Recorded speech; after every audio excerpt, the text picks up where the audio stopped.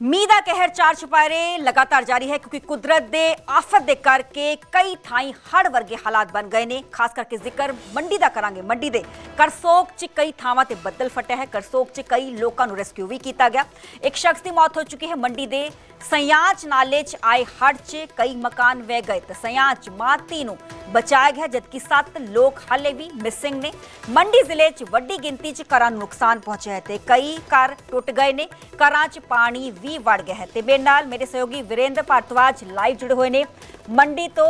वीरेंद्र, जानना चाहेंगे मंडी के हालात काफी सेंसिटिव, मौजूदा तस्वीर क्या कुछ?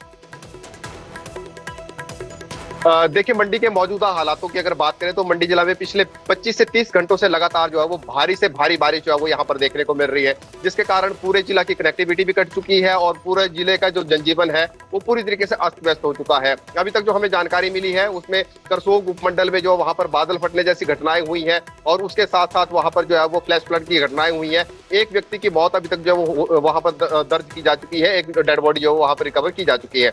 इसके अलावा गोहर उपमंडल की बात करें तो वहां पर जो है वो एक घर जो है वो फ्लैश फ्लड की चपेट में आया है। उसमें से माँ और बेटी को तो बचा लिया गया, लेकिन घर में जो 7 लोग थे वो जो है वो पूरी तरीके से वहां पर जो है वो पानी के बहाव के साथ बह गए। उनका सर्च ऑपरेशन, उनका रेस्क्यू जो है वो जारी है।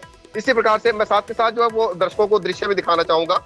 ये इस वक्त हम दृश्य आपको दिखा रहे हैं मंडी शहर का।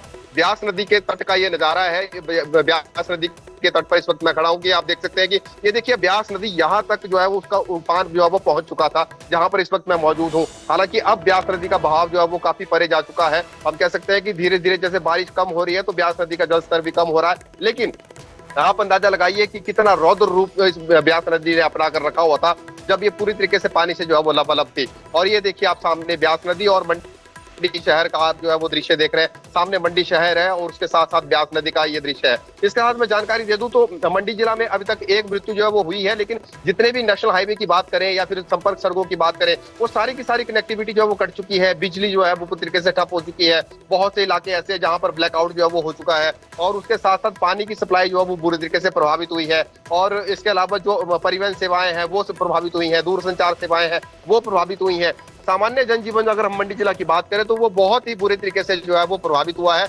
और यहाँ पर जो है वो प्रशासन की तरफ से राहत एवं बचाव कार्य जो है वो तो शुरू करने का प्रयास किया जा रहा है, लेकिन बड़ी बात यह है कि जो जहां पर मेन डिजास्टर हुआ है वहां तक पहुंच पाना जो है वो थोड़ा संभव नहीं हो पा रहा है, क्योंकि जगह जगह पर जो है वो हर आप कह सकते हैं कि हर 4-5 किलोमीटर के दायरे में जो है वो भूस्खलन की घटनाएं हुई है। भूस्खलन वहां पर जो है वो देखने को मिल रहा है, तो इस कारण जो है वो वहां पर राहत एवं बचाव कार्य में जो है वो काफी ज्यादा कठिनाई आ रही है। हालांकि जो जानकारी हमें मिली है डीसी मंडी जो अपूर्व देवगन है, रात भर तो वो टेलीफोन के माध्यम से जो है वो स्थिति पर जो है नजर बनाए हुए थे, लेकिन सुबह से ही वो जो है वो फील्ड में उतर चुके हैं।